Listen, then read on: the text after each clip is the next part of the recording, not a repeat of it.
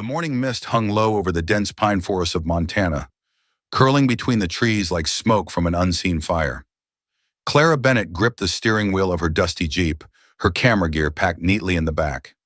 A seasoned wildlife photographer, she had driven this winding road 100 times. But something about this morning felt different, quieter, more watchful. A sudden flicker of movement near the tree line caught her sharp eyes. Instinctively, she slowed to a crawl. There, just beyond the brush, a trembling bundle of fur huddled beneath a patch of frosted grass. Clara pulled over and stepped into the crisp morning air. The forest was silent but alive, the muffled sound of her boots crunching on leaves echoing faintly. As she approached, her breath caught. It was a German Shepherd puppy, no more than 8 weeks old. His fur, once likely a soft golden hue, was now matted and dirty. Ribs protruded from his frail body, and his eyes, large, confused and frightened, tracked her every movement. He tried to back away, but his legs gave out beneath him. Clara knelt slowly, murmuring soft words. "Hey there, sweetheart. Where's your mama?" She reached out a cautious hand. Before she could touch him, the underbrush rustled with urgency. Clara froze, heart pounding. From the thicket, a sleek red fox stepped into view. Her coat shimmered russet and gold in the morning light, her tail like a plume of fire.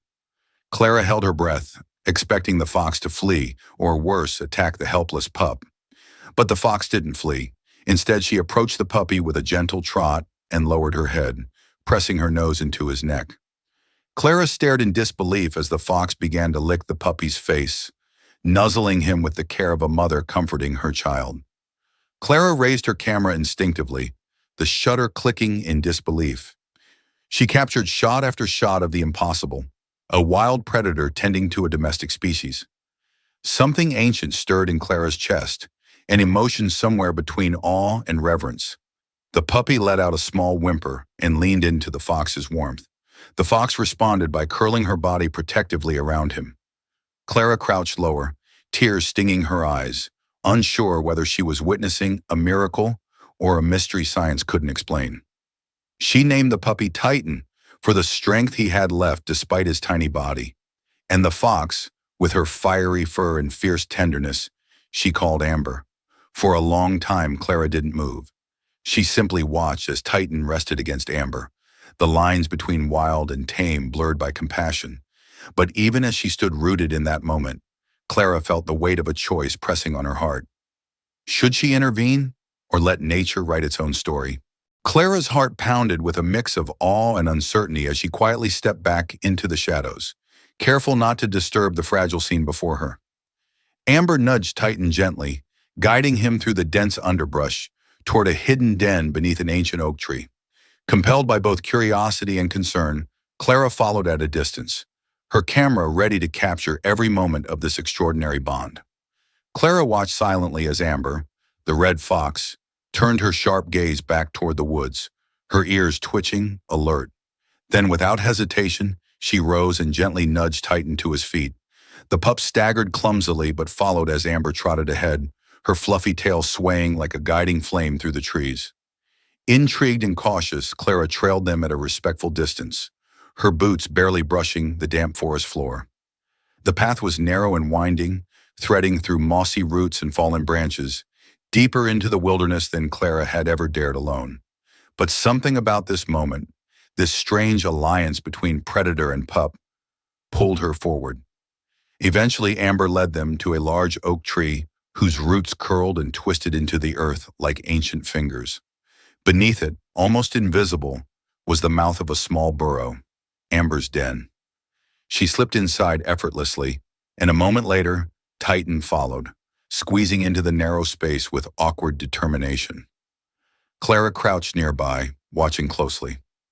A few heartbeats later, 3 tiny fox kits peeked out from the shadows inside the den, their amber eyes wide with curiosity. They sniffed at Titan, who wagged his tail slowly, unsure but friendly. There was no fear, no growling, only wonder.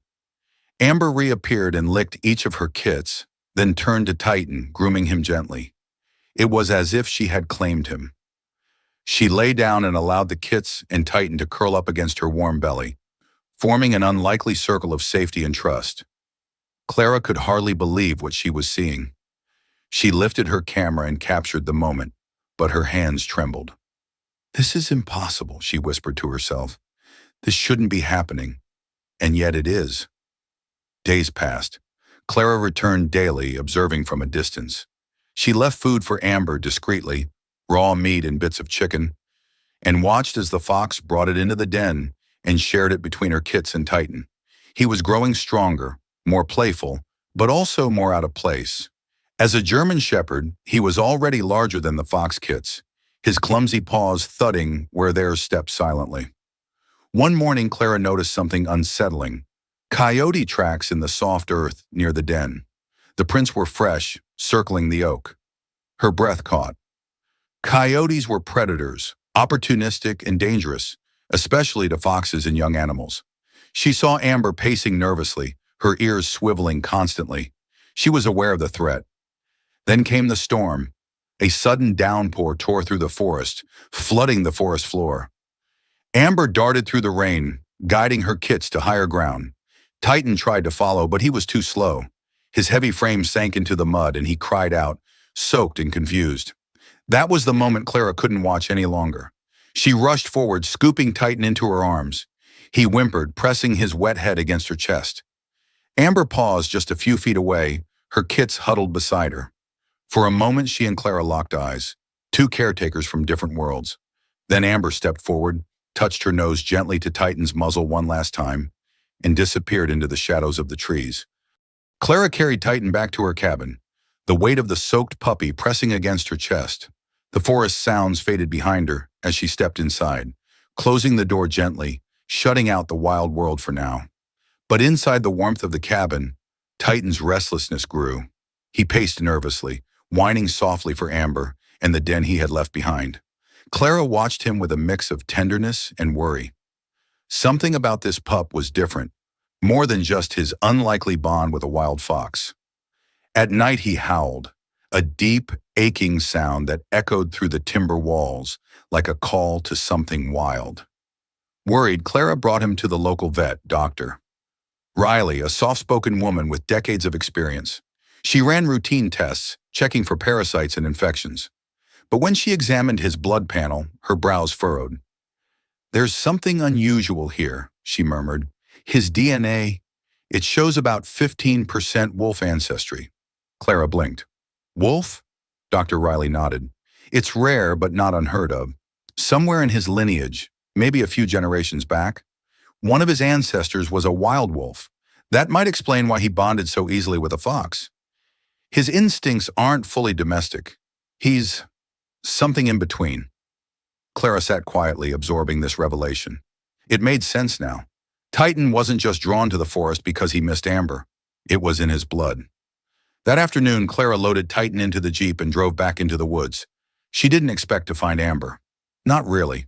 But maybe returning to the place they met would bring him comfort. They stopped near the ravine where the oak tree had once shaded the fox's den. Titan perked up, sniffing the air. Then, without warning, he barked, short, urgent, and anxious. Out of the underbrush came a flash of red fur. Amber, but she wasn't alone. In her mouth, she carried one of her kits, now older, but limp and struggling to breathe. Clara rushed forward as Amber laid the small fox gently at her feet. The kit's side was swollen, and its eyes were dull with fever. Clara hesitated only a moment before wrapping the kit in her flannel jacket and racing back to the Jeep. Titan sat beside the bundle, whining with concern. At the vet's clinic, Clara and Dr. Riley worked fast. The diagnosis was grim, a coyote bite, now infected. With antibiotics and careful cleaning, the fox kit pulled through. He was still weak, but alive. The next day, Clara returned to the ravine with the recovering kit. Amber was waiting. She stepped forward, touched her nose to Clara's jacket, then gave a single soft bark. Acknowledgement. From that moment, something changed. Amber began bringing her kits near Clara's cabin, just to the edge of the clearing. Sometimes Titan would run to greet them, wagging his tail, body low in submission and joy. Other times, Amber would sit beneath a tree, watching silently as Titan and her children played in the tall grass. Clara realized then, Titan was no longer just a dog from the woods. He was something more, a bridge between two worlds. As the seasons changed, the forest no longer felt like enough. Clara watched Titan from her porch, his eyes fixed on the tree line, ears perked for sounds she couldn't hear. Amber and her kits still came to visit, but the space around Clara's cabin was shrinking, for all of them. Too many close calls. A man with a long-lens camera spotted Titan playing with the foxes and posted the video online. It went viral within days. Comments flooded in. Fascination, disbelief, and danger. Poachers, collectors, exotic pet traders. The calls started. One person offered Clara $5,000 for one of the genius foxes. Another threatened to come get them himself. Clara's hands shook when she picked up the phone, only to hang up before the ringing stopped. It wasn't just about curiosity anymore. It was about survival. Desperate, Clara contacted Dr. Elena Martinez, head of the Black Pine Wildlife Preserve, a sprawling 200-acre facility several hours away that specialized in endangered species and unique interspecies cases. After hearing Titan and Amber's story, Dr. Martinez immediately agreed to help. "This isn't just rare," Elena said during their first meeting. "It's revolutionary." Titan sensed change was coming. On the day of the move, he was uneasy. Clara had to coax him into the transport crate with his favorite scarf and a soft blanket. Amber and the kits watched from the shadows, eyes glowing like tiny embers. Just before Clara closed the van doors, Amber stepped forward and licked Titan's snout. It wasn't goodbye. It was trust. The transition to Black Pine was delicate. Titan was overwhelmed at first. The preserve was massive, wild, and fenced, but unfamiliar. Amber and her kits were given a carefully constructed den near the preserve's edge, with cameras, underground passages, and natural foliage to mimic their forest life. Titan's quarters were larger than Clara's entire cabin, complete with trees, trails, and access to the fox enclosure through special gates. Still, he hesitated. That's when Bruno entered the picture. Bruno was an older German shepherd, grizzled and broad-shouldered, who had served as a retired patrol dog. Stern and slow-moving, he observed Titan with cautious eyes. The younger dog approached carefully, his tail wagging low, ears tilted in respect. It took days, but Bruno eventually warmed to him. Together, the two shepherds patrolled the fox perimeter like guardians. At night, they lay beside the den's opening, watching over Amber's kits. Bruno taught Titan discipline. Titan reminded Bruno of warmth. Amber's kits thrived. They were no longer just foxes. They were something new, smarter, more social. Researchers noted their unique behaviors, mimicking dog barks, responding to human cues, even playing structured games. Some believed their brains were developing differently due to early cross-species bonding. Others speculated it was evolution catching up in real time. Clara stayed at the preserve part-time, documenting everything. Her photographs, once limited to quiet wildlife scenes, now told a story of family, instinct, and impossible connection. For the first time, Titan didn't seem torn between worlds. He had found a new one, a sanctuary where both sides of his soul could breathe. Years passed, but the bond never faded. Titan had grown into a powerful, dignified German shepherd, his thick coat golden in the sun, his eyes still soft whenever Clara approached. He was no longer the fragile pup abandoned in the forest. He was now the heart of the Black Pine Wildlife Preserve. Around him, Amber's legacy blossomed. Her first litter of kits, now fully grown, had matured into remarkable animals. Though they had the sleek appearance of wild foxes, they moved with a strange fluidity. More aware, more deliberate. They didn't just run and scavenge. They played structured games with Titan and Bruno, solved puzzles, and responded to names and hand signals. Researchers from around the world visited to study them, curious about the subtle intelligence that seemed to defy instinct. Their findings were astounding. Tests showed elevated levels of oxytocin, the love hormone, in both Titan and the foxes whenever they interacted. The results were clear. Their cross-species bond wasn't a fluke. It was chemically real, a sign that animals could emotionally imprint beyond their kind. Clara's work, now known as the Titan Files, had become a documentary series viewed by millions. Schools used it as curriculum. Scientists debated it at conferences.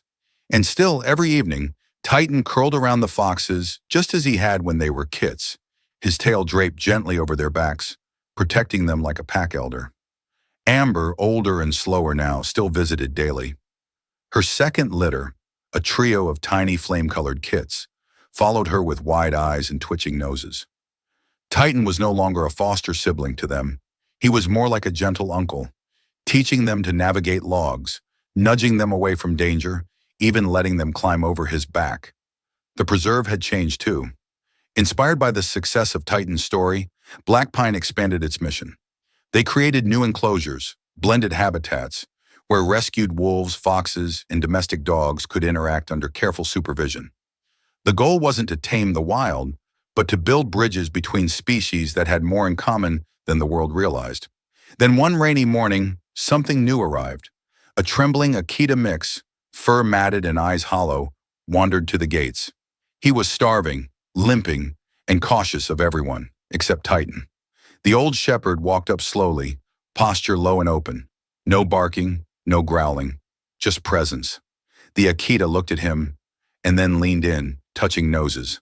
Amber watched from the brush, blinking slowly. The fox kits crept forward. Clara, standing beneath her umbrella, smiled through tears.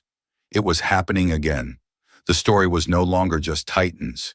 It was a cycle, a living, breathing legacy of compassion over instinct, trust over fear. Clara's Titan initiative soon grew beyond Black Pine. Other sanctuaries around the world began experimenting with interspecies foster care. Old battle lines between wild and tame started to blur. Children learned that family didn't need to look the same to be real. And at the heart of it all, under a sky dotted with stars, Titan lay beside Amber and the foxes. Guardian, brother, bridge. It all began with one broken puppy and a fox who chose love.